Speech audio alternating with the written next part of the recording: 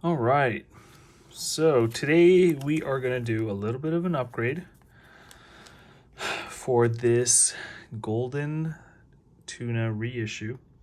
This is the SBBN040. It's the 1978 reissue. Um, of course, it's this I'm sure applies to all 1,000 meter quartz Seiko tunas. The only difference being they just have different color variations. This one is the reissue, and so it's got the older style, but I think cooler style dial, in that it actually says quartz, and it's got the kind of crop circle loom inlays. It does have the kanji day wheel, and everything is perfect. Now, the issue is it's not working as well. I mean, it clicks, but the gasket that came with it originally was super tight, and it eventually tore to the point where it was getting too hard to turn. So today I'm going to add, there's a new gasket for it that's going to go in for the bezel. One of the screws that holds the tuna is getting upgraded with a new one, and there's the part number for it. And then we have two click springs, if needed, that are going to go underneath to allow the 120 dent. It's got 120 clicks as it rotates. So this is going to be the modification. Right now it seems to be fine, so I'm pretty sure we're only going to need the O-ring. But yeah, and we will do the upgrade as well for the one screw. So let's get started. So first things first, again, taking off the shroud itself. You want to be very careful that you're using a good hex tool. I saw this on the Seiko forums, where even though it is a 5mm, or sorry, I want to say, I think it's a 5mm hex. Someone mentioned that a 1/16 imperial is actually just a little bit tighter and allows you to get in there without potentially stripping. Now, these screws are hard to find, and they're pretty expensive. They're around 35 bucks or so, and that's if you can find them. Right now, due to the pandemic, Seiko USA is not even selling anything. I mean, you're welcome to place an order, but they are not shipping anything. So what we'll do is we'll just take off the shroud right now with the screws, and then just to make it easier to work, I think I will take off the rubber.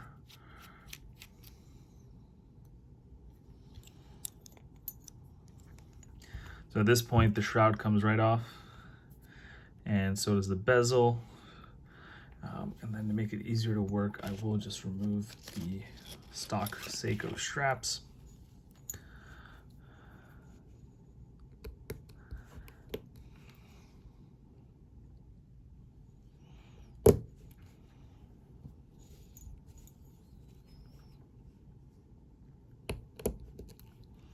And it looks like we've already got a click spring that's come out, not a problem. Looks like it does have a little bit of silicone grease, so that's good. Okay, now let's put everything away, put this up here. So the first thing we need is,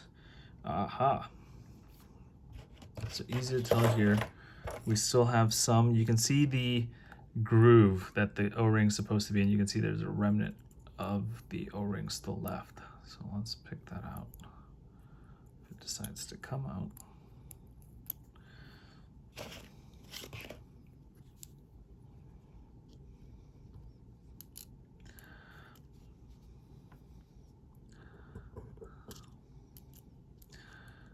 All right, hang on.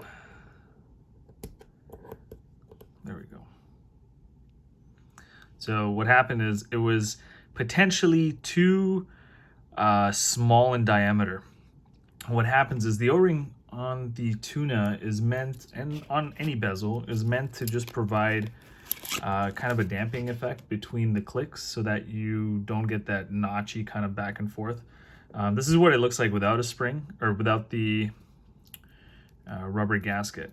It still will work, but what happens is you get this.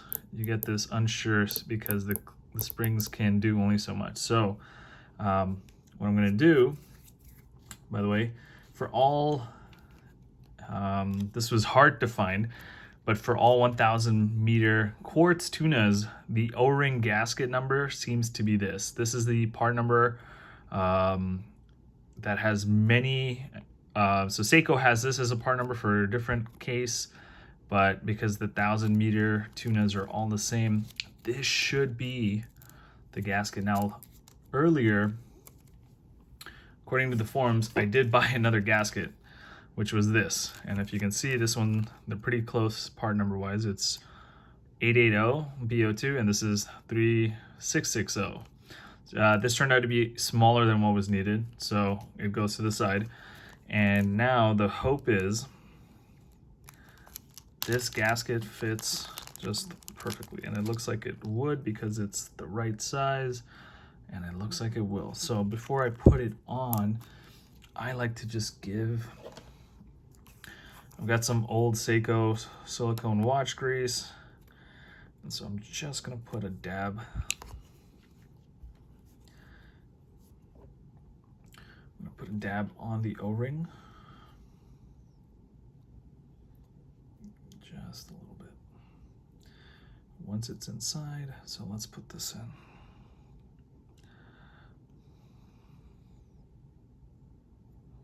Here's hoping this is the one. All right, getting it in there. Come on.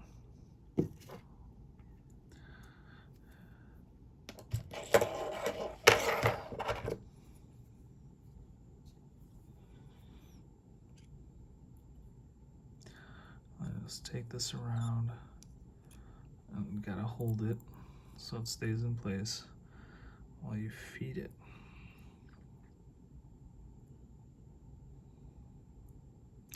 And apologies if it's taking a little bit longer. I am doing this behind the viewfinder of my setup here.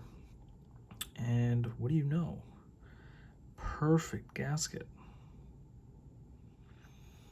That's it. This is a perfect gasket replacement for the original. In fact, I think it is better than the original in that it's not worn out. So we should be good. Again, the part number is this for all 1,000 meter tunas. If your gasket is worn out or it's seen a lot of action, it might be good to replace it. So now I'm just going to take a little bit of this, just lightly spread it. I'm not going to put too much because too much of this is also going to attract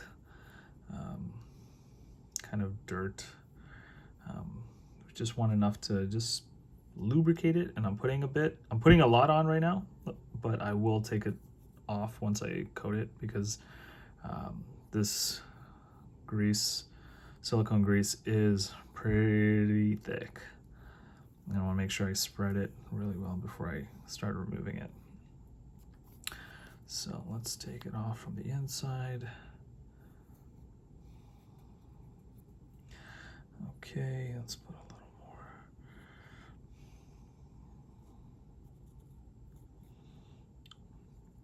Wow, that looks like it's ready to go. Okay, now looking at it from the front, it looks fine. We're gonna bring this back. Over here, we're going to just make sure the click springs are in, and then the right pressure, and it'll stay on. There you go. Notice it's perfectly pressed. The O-ring, when it's, or the gasket, when it's the right size, will allow you to move it. And yes, we're back, folks. So it's meant to be tight because that's how the Seikos were, but this is where it's back. All right. Nice. I'm super stoked. Just gonna wipe my hands because I've got some grease on it. Okay, we're gonna close everything back. big part of kind of doing any work is making sure you put back your tools. Something I learned from my father. Okay, so now we can put the shroud back on, and I'm gonna look through the, okay, there's definitely one screw that is hopelessly stripped. Yep, and I think that's the one. And so we're now gonna open up the new screw. And the new screw part for the titanium nitride gold is this.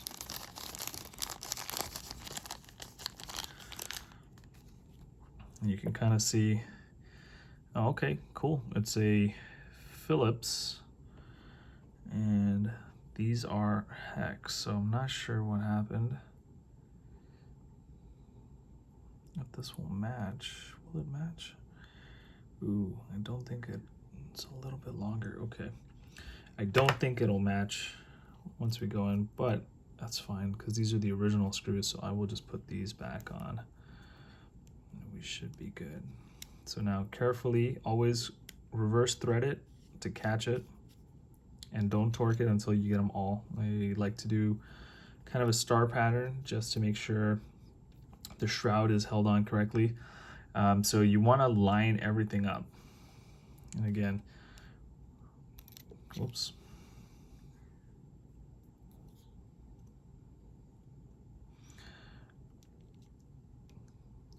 Reverse it, catch your thread. Okay, looks like I caught it.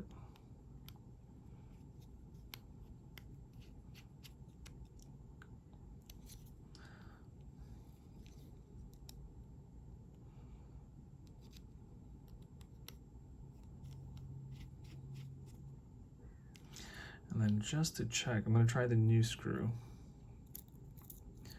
See if it'll even thread. It's a pretty different color. It's not the old style, so it might not be. I'll save that for later.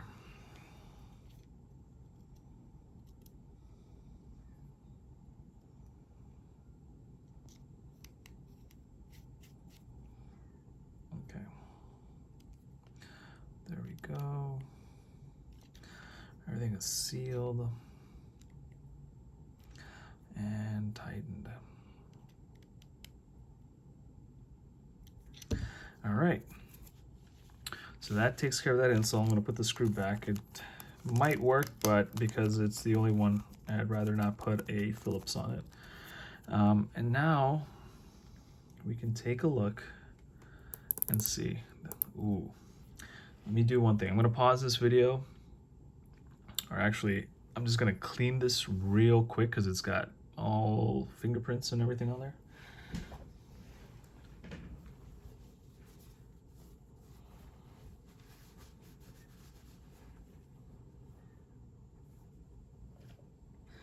All right, almost there.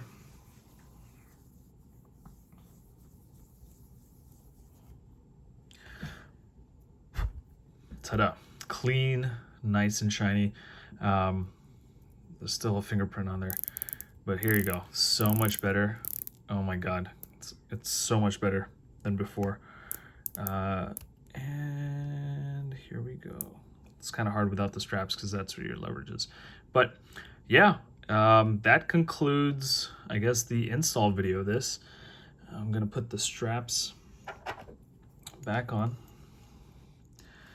And I love Tunas for this because they have this amazing lugless design. Click with the fat Seiko spring bar.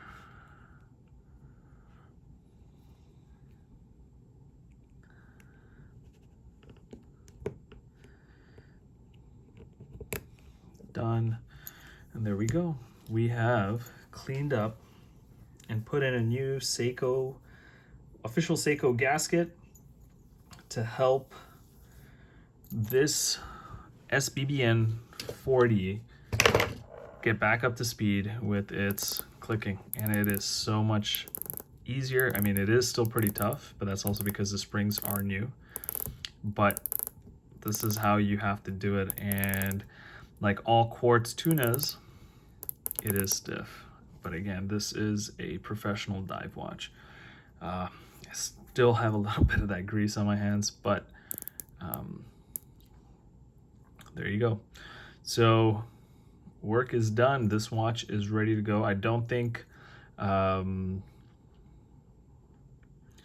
screws will kind of work. So I'm just gonna keep it with the original screw. Looks good. This is a really cool watch. Hope you enjoy.